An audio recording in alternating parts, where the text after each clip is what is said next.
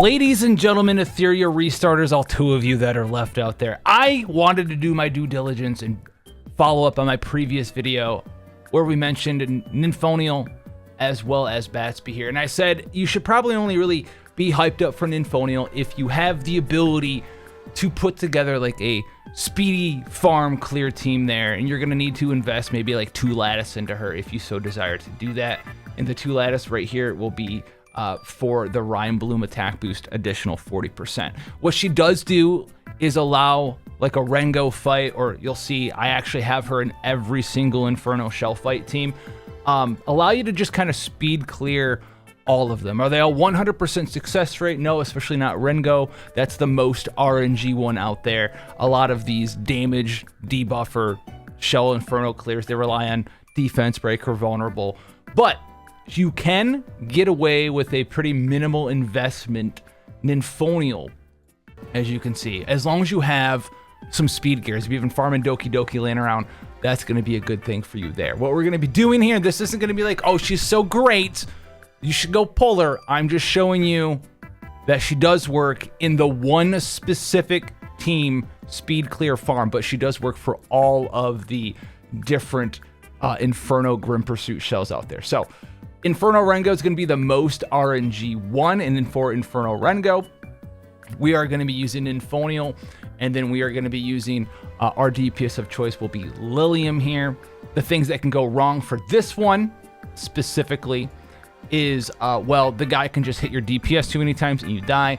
You can just go light form right away and you die. You can get resisted on your defense break and stuff right away and you die. We have like a low investment Dina here, right? You could put this on, probably would be better to be on the little Dragon Boy. You have Nymphonial on Codex as well.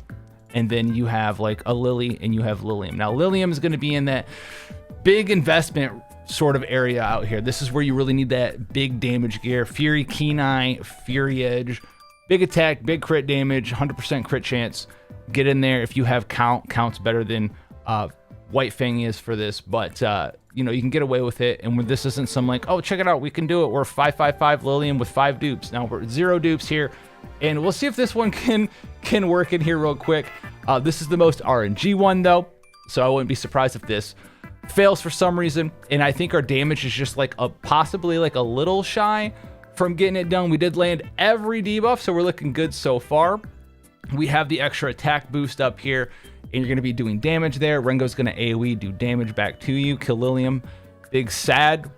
Or no, kill Dina, big sad, reset, push her back up, and then we'll be able to get the shield back up for the extra attack buff. Once again, S3 again, come in here, big damage, and then hope that you just don't get killed before you get your S2 off, basically, is the name of the game here. But you do heal up from the dual attack, that makes it a little bit more consistent, and then you take Rengo out. And that's gonna be a 46-second clear time. You can fail that though.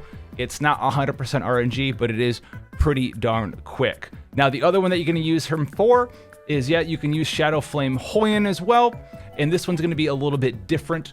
This one is going to be basically the same team. You're going to see that we're using the same couple of units each time.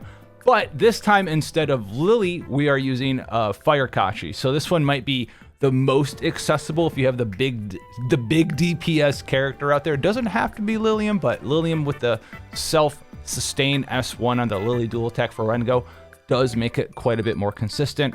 We're just going to go ahead in here, and I'm basically just using Fire Kachi with some effectiveness, and we'll just roll in here, use that to stun the ads up. Obviously, you can lose this one as well. If you don't stun the ads, you don't land your defense breaks. If you're doing some sort of DPS strat on Shadow Flame Hoyan instead of just dying it to death, Natty 15 can ruin your day, right?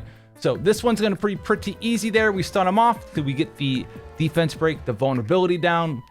That's cool. We don't get the special Dina debuff here. And this one, you just do big damage, but unlike with Lily, you don't get the S3 reset right away. So you're going to Lilium S3 into a Lilium S2, which is fine. But then you can get a little bit unlucky here, depending on who Shadow Flame Hoyan hits, who the ads hit after they wake up, how much time they counter attack. Does your Lilium just eat shit and die? You know, that could all happen here because the defense break is going to wear off, and this is where you would absolutely want to run your Dina on Codex of Magic That was a little bit too close for comfort, but Codex of Magic Dina will help you put that defense break back up there and make that even more consistent. But if you don't have that yet, that's fine. And as you can see, when we were going in, the only character who really needs the Inferno tier gear for these speed farms is going to be the DPS character. The other ones that I'm running, they're not triple shell, right? This is just Swift Rush. You know, it's just Swift Rush the character. This one here, it's pretty straightforward. Yes, you can also use her for Sharon, and you can speed farm Sharon here. You know, you can't use debuffs, so there's nothing there. This one's actually pretty consistent. She is going to get absolutely smacked down by Sharon. So what we're going to do is we're going to abuse the barriers from Valerian, the life save you thing from her sleepy time as well. And this one also is pretty good. You get the immunity, so you don't have to worry about taking the dot damage all that much on your team. This one's pretty great for that. And you just have to make sure all your dudes are speed tuned out pretty well. You're in that 280, 290 something range for all your supports. My Lilium's like, you know, not super crazy. I don't have like a Jackal on her. I have an Artisan, so we're like 315, 319. But you can see that Ninio would absolutely just get dunked on by Sharon, get saved, puts the save you barrier back up again, so we can put this immunity back up again on the rest of the team, give the Rhyme attack buff to our Lilium, and we're just kind of rocking and rolling here. And we can take all this damage and we won't die quite just yet. We'll do some damage in here, we'll get the S2 off again, and then we'll just kind of take it down. Now this is one of the easiest ways that I found to actually kill Sharon, and your Nymphonial is going to die, but she's already done her job now, right? And we're going to be able to cycle back up well before our Lilium's ever going to die in this battle, and we're just going to clean it out right here. And so this is a fairly easy, quick way to defeat Sharon as well. So we're very much just using the same core trio outside of Fire-Kachi. And then also, if you want to do it on Nico Nana, listen, sweat it out. Nico Nana lovers, yes, you can do it on Nico Nana as well. And this is going to be the same exact team as the Rengo fight is. So same characters here, and this boy just kind of gets deleted. There's a lot of ways to beat Nico Nana, but you know, if you land the defense break, you land vulnerable, this man just gets sent to the sun. Like he just gets thrown right into the sun. Watch this HP bar, dude. Bye, I guess. I don't know. But yeah, this is what she's good for. She is good for speed farming. She's like the ultimate Freya, and it's the combination of getting that extra attack buff and getting immunity in your team at the same time. Now, if you aren't capable of doing this, is she gonna make your runs better, faster, stronger? No, because if you paid attention to what we were doing there, you put up the Rhyme shield, the shield just gets taken away instantaneously by basically anyone and everything that exists, right? And that's because if you go down in here and look at her kit, right, the shield is just not that big. Like, we don't have a ton of HP, 35k, even if we're like 40k, you know, 50k health. Maybe if you maxed out prowess the S3, it'd last like a hit or two, but any main mechanic hit from some of these shell farms, that shield's going away instantaneously. So really all you're really getting from her, you're getting the attack buff, if you're not using Lilium, who already has her own attack buff, but you're really just getting like a temporary one-shot attack buff there.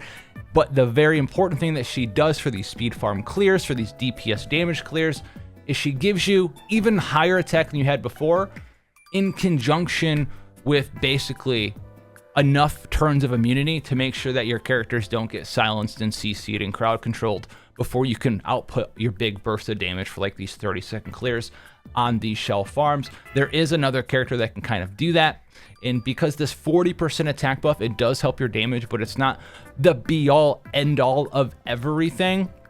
If your gear is higher quality than mine is, if you're on something like perhaps instead of White Fang, if you're on the Count, you could probably actually run the same exact thing that you saw right now using a Linglo build that's built the same way that my Ninophilia was, or whatever her name is.